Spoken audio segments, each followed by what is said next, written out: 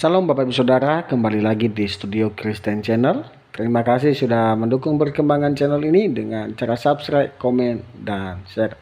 Bapak Ibu Saudara, pada kesempatan kali ini kita akan mendengarkan debat-debat antara apologet Kristen Indonesia bersama polemikus Islam. Mari kita dengarkan debat ini dan mari kita simak dengan baik. Selamat menyaksikan. Tuhan Yesus memberkati kita. Masih tanya alasan gue murtad. Nggak ada validasi dalam Islam mana yang benar mana yang salah, bingung sendiri kan.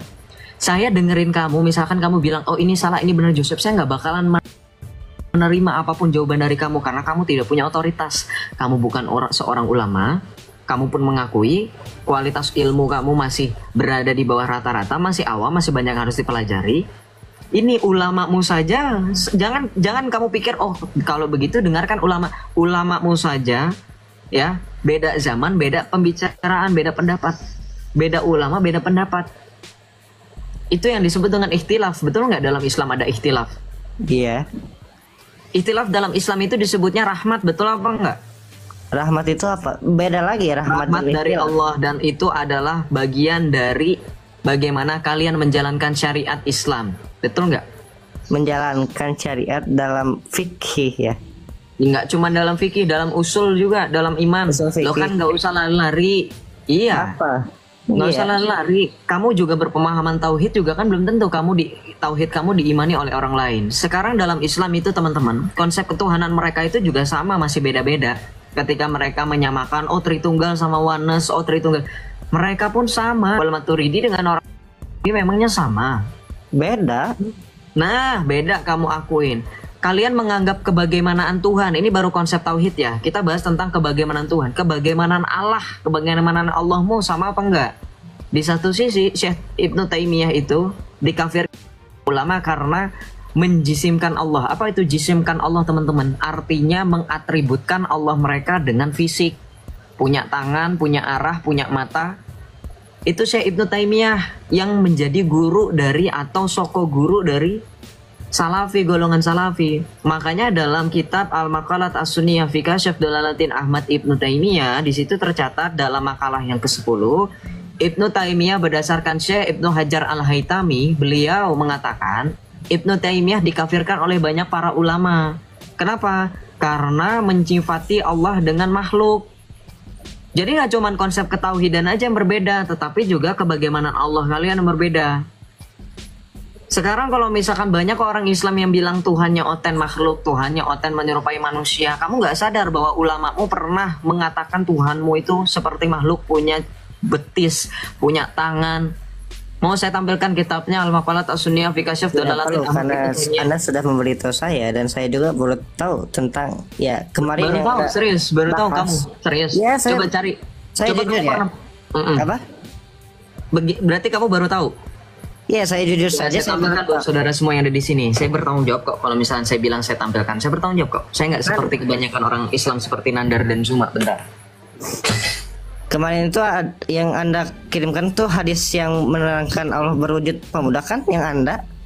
Dengerin dulu, saya nggak lagi bahas hadis ya. Saya lagi bahas tentang kesesatan para ulamamu yang nggak bisa menentukan mana yang benar, mana yang salah. Karena itu terlalu relatif bagi kalian sehingga kalian tidak bisa menentukan kebenaran secara absolut. Nih kitabnya. Saya mau naikkan orang Islam yang lain ya. Saya mau supaya yang Islam yang cuman congor di bawah, yang cuman jadi jihadis typing di bawah membantu si Chief ini ya, yang bilang katanya saya sesat, gak ada data, ini data saya. Ini 1000 halaman loh kitab ini tebalnya nih. Kamu pikir saya ngomong itu asal-asalan aja? Enggak loh. Saya dididik oleh gereja Katolik itu kalau mengimani sesuatu, kalau meyakini sesuatu harus pakai dalil. Kamu bisa bahasa Arab, silakan bahasa Arabnya nih Pak. Al-Muqallam. Bentar itu Al-Muqatta Sunniyah. Yang benar, ulang dari sini. Al-Muqa. Udah salah. Al-Maqo, ini udah ada Bang, ini udah tanda bacanya. Anda dari mana bacanya Al-Muqo? Ini tanda baca fathah atau domah? Yang Islam Anda atau saya? Yang Islam Anda atau saya? Itu fathahnya juga pada kaf. Iya, berarti Al-Maqalat. Al-maqalat. Iya, iya. Al-maqalat. Al-maqalatus sunniyah. Ini bisa baca? Fi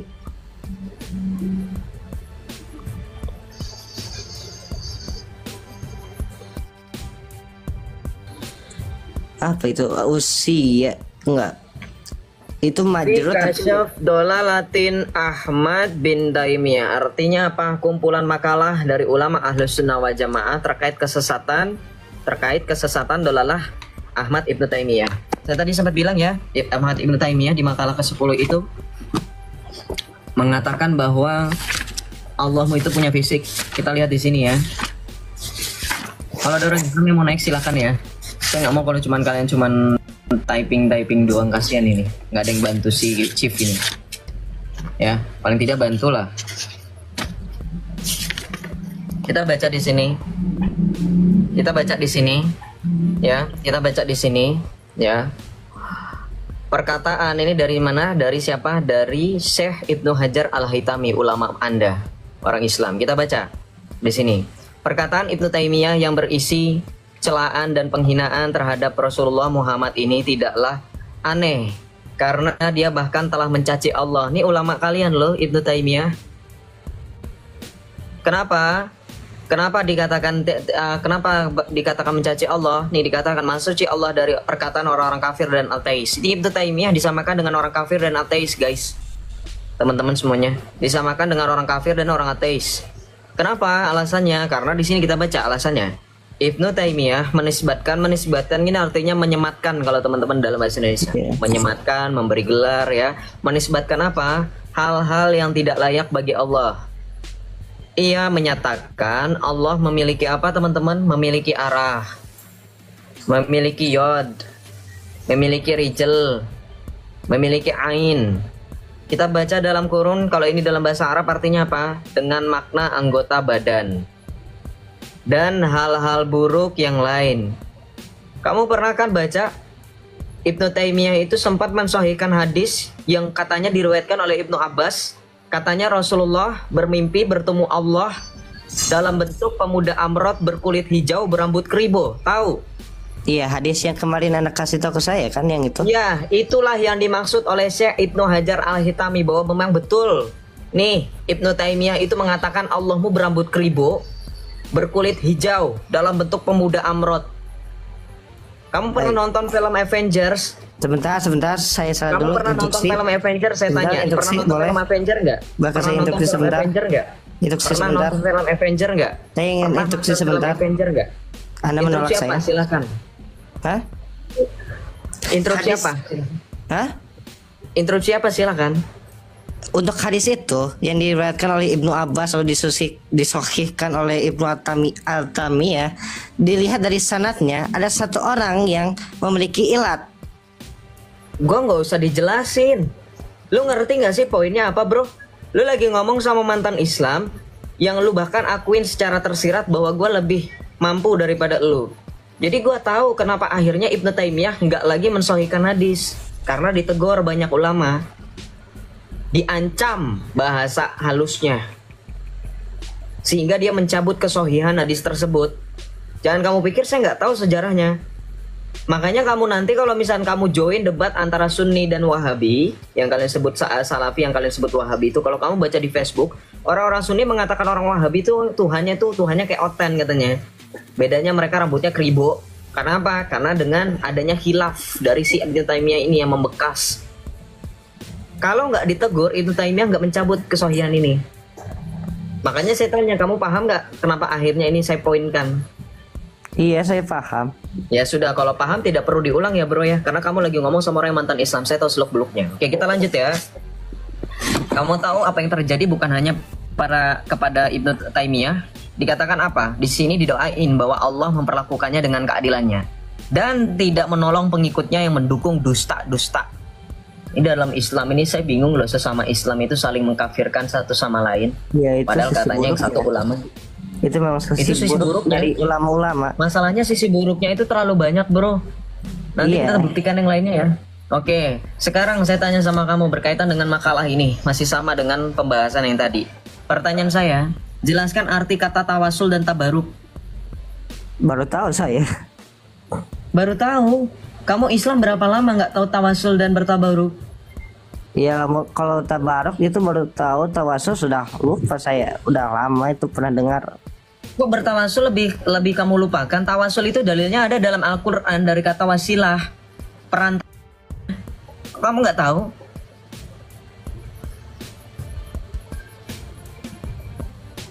Silakan lanjut.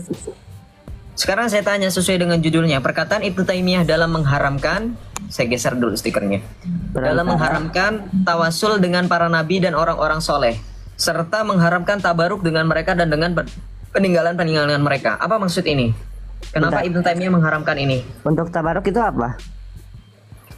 Nggak usah nanya saya, yang Islam kamu. Ngapain kamu tanya saya? Kamu nggak malu? Anda yang tadinya katanya berilmu, kenapa Ya sudah, saya jelaskan. Tabaruk itu artinya mencari keberkahan, ngalap berkah kalau kata orang Jawa, ngalap berkah dari para kiai ulama nih, tabaruk. Kamu mau buktinya? Tidak perlu, saya sudah percaya. Kenapa malu ya? Soalnya banyak orang Islam Apa? yang katanya minum air ludah ustadz ya, minum kencingnya ustadz. Nah itu Dan namanya itu- bertabaruk teman-teman. Iya, emang sesat yang seperti itu. Oh emang sesat, good. Akhirnya diakuin. Ya tidak. Tahu nggak kenapa seperti itu? Mau tahu kenapa? Karena kalian mengikuti kebiasaan para sahabat para sahabat ketika mereka masih di zaman Nabi. Kamu tahu nggak cerita bagaimana Rasulullah itu ketika dia buang air itu di zaman Rasulullah sudah ada WC merek Toto nggak? Kamu tahu Toto nggak? Toto itu Enggak. merek WC itu. WC jongkok, WC duduk itu ada Toto. Kamu tahu Toto? Merek. Terus Nah di zaman Rasul kan belum ada. Kamu tahu nggak bagaimana Rasulmu itu buang hajat, buang air? tidak. Disimpan di dalam suatu wadah yang dia taruh di bawah kolong kasurnya. Tahu kisahnya?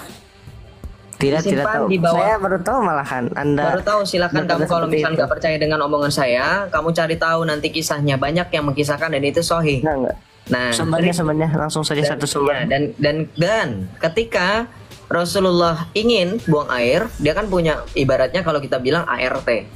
Dia punya pembantu. Nah, pembantunya ini bersih-bersih ceritanya. Kemudian ketika Rasul ingin buang air, dia melihat ke kolong kasurnya, ke kolong tempat dia tidur, saya nggak tahu namanya kasur atau apa bahasanya. Tidak.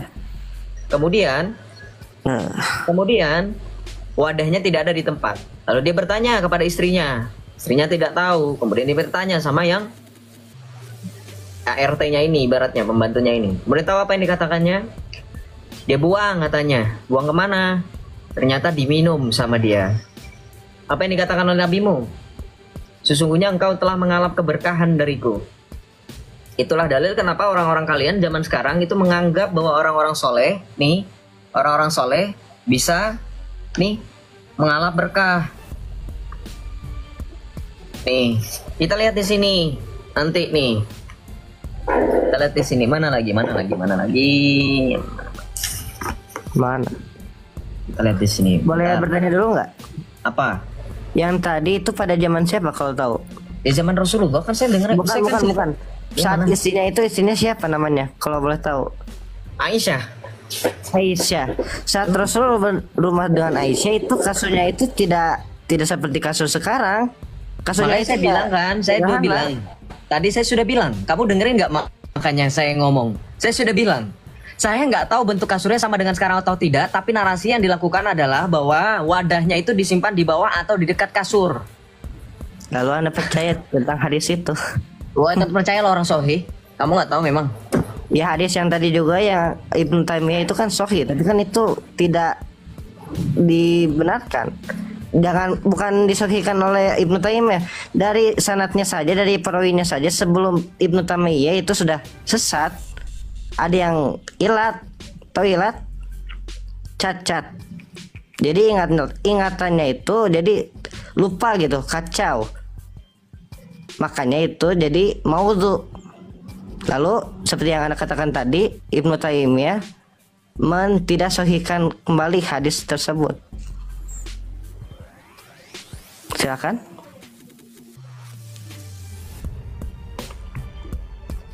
Ayo. Jadi saya tidak percaya ya ke hadis, dua hadis itu sahih, benar sahih. Karena tidak ada ajaran seperti itu. Jadi kalau ingin, oke, silakan. Kalau ingin apa? Kalau ingin lebih tahu, baca dulu Quran. Kalau ingin tahu baca dulu Quran. Sekarang saya tanya sama Anda, di mana ayat dalam Al-Qur'an Anda mengikuti Muhammad sebagai suri tauladan?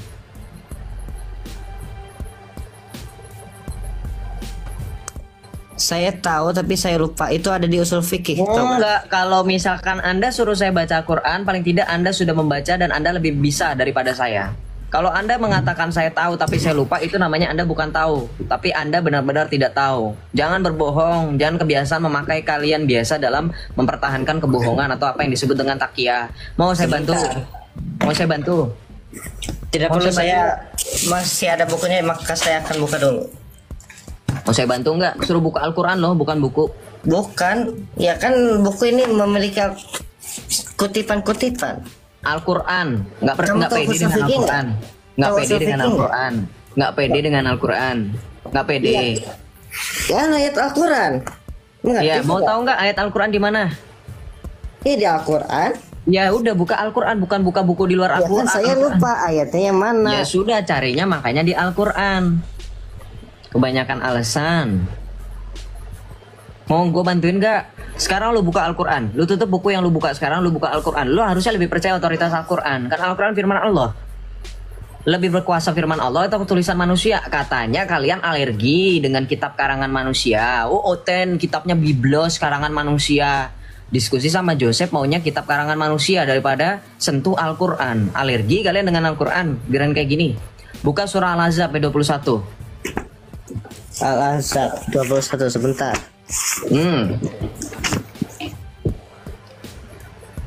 Lebih tahu saya daripada Anda. Anda yang masih Islam. Saya udah nggak pernah nyentuh-nyentuh Al-Quran lagi loh. 418, sebentar. Ayat berapa? 21. Sungguh pada diri Rasulullah benar-benar ada Baca suri Arabnya. tauladan. Ini sudah. Baca Arabnya itu bahasa Indonesia, bukan Arab. Kamu nggak bahasa bisa Arab. bedain bahasa Arab bahasa Indonesia ya. A'udzubillahi minasyaitonirrajim. Laqad kana lakum fi Rasulillahi uswatun hasanatul liman kana yarjullaha wal yawmal akhir wa zakarallahu katsira. Kamu Nanti- tak ausnya coba Bang Roce udah benar belum? Sudah, tapi mungkin bacaan saya tadi kurang jelas. Apakah saya ulang lagi? Bukan kurang jelas, malah salah itu bacanya mah. Roce nggak jelas, panjang pendeknya nggak jelas. Dari Ta'awus loh. Laqad kana lakum Dari Ta'awus. A'udzu billahi minasyaitonir rajim. Masa gue yang harus ajarin juga? Ya sebenarnya aus juga bukanlah ayat dari Al-Quran. Bukan ayat dalam Al-Quran, tapi artinya apa? A'udzu, artinya apa? Iya. Nggak, artinya apa? Nggak usah berbohong Aku di sini. berlindung, auzu, Aku berlindung kepada siapa? kepada Allah. Kepada Allah. Lu kalau ngomong sama Allah lu asal-asalan, ya udah nggak apa-apa, urusan lu sama Allah lu. Berarti Allah lu cincai lah ya. Mau lu ngomong asal-asalan juga cincai. Good job Islam. Kamu selama di room Maksudnya saya gimana ya? sadar nggak dari tadi Anda blunder? Maksudnya gimana? Kamu dibenerin cara bacanya, kamu malah ngeyel. Padahal kalau orang Islam itu berhadapan dengan saya selalu komentar, bacaannya salah Joseph, nanti beda artinya Joseph. Giliran kayak gini malah maksain. Ya. Itu kan artinya ada artinya, bukan sekedar bacaan, Iya. bukan ayat Al-Quran. Ketika Iya. kamu mengucapkan ta'awuz itu kan bagian dari doa, betul tidak? Betul. Lah, blunder kan? Terus apa di situ dikatakan laqad kana lakum fi Rasulillahi uswatun hasanatul liman kana. Artinya apa? Laqad kana lakum. Sesungguhnya keadaan pada diri Rasulullah. Sesungguhnya telah ada pada dirimu Rasulullah suri tauladan yang nyata. Betul? Ya, Suri tauladan sempurna yang nyata, yang baik. yang baik, betul? Ya. Nah, kayak gini aja nyari dalilnya harus dibantuin sama Oten. Kayak gini aja nyari bacanya aja harus dibacain sama Oten. Kayak gini aja diterjemahinnya harus sama Oten. Mau nggak gaji saya? bisa dilanjut, tidak perlu membahas basa-basi. Lo nggak apa-apa basa-basi gini kan biar bikin kita nggak tegang. Ya, Kamu saya emang juga nggak tidak tegang? tahu maksud oten-oten itu apa. Itu kayak Orang kata-kata Kristen. merendahkan. Ya udah lanjut. gitu. Kalau nggak gini aja deh. Kamu mau tahu nggak bagaimana dalam Islam itu saking tidak punya otoritasnya sehingga kamu sekarang juga bingung dalam menjawab pertanyaan saya yang simple. Galatia 5 ayat 16 sampai yang ke-26 mengatakan bahwa hidup menurut daging atau roh. Maksudku ialah hiduplah oleh roh, maka kamu tidak akan menuruti keinginan daging. Sebab keinginan daging berlawanan dengan keinginan roh, dan keinginan roh berlawanan dengan keinginan daging. Karena keduanya bertentangan, sehingga kamu setiap kali tidak melakukan apa yang kamu kehendaki. Akan tetapi jikalau kamu memberi dirimu dipimpin oleh roh, maka kamu tidak hidup di bawah hukum Taurat. Perbuatan daging telah nyata, yaitu percabulan, kecemaran, hawa nafsu, penyembahan berhala, sihir, perseteruan, perselisihan, iri hati, amarah, kepentingan diri sendiri, pecinderaan oleh roh pencemah, kedengkian, kemabukan, pesta pora, dan sebagainya.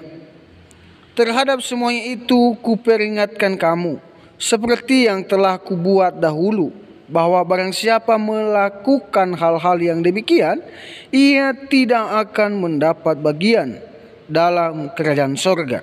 Tetapi buat roh ialah kasih, sukacita, damai sejahtera, kesabaran, kemurahan, kebaikan, kesetiaan, kelemah lembutan, penguasaan diri. Tidak ada hukum yang menentang hal itu. Barang siapa menjadi milik Kristus Yesus, ia telah menyalibkan daging dengan segala hawa nafsu dan keinginannya. Jikalau kita hidup oleh roh, baiklah hidup kita juga dipimpin oleh roh.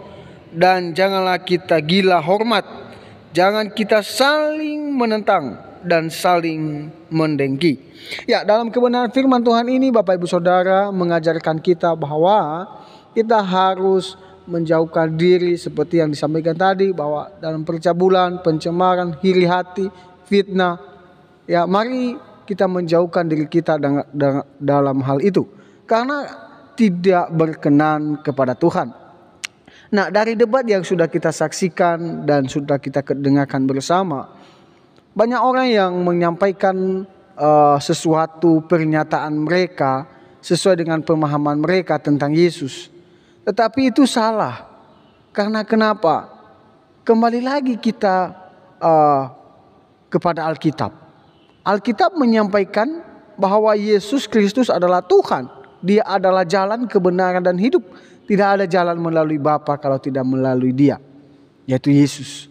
Maka dari itu percaya kepada Yesus, maka hidup akan selamat. Dan kalau tidak percaya Yesus, engkau akan binasa. Maka dari itu bertobat dan percayalah kepada Yesus. Itu saja yang mungkin bisa saya sampaikan. Sampai jumpa.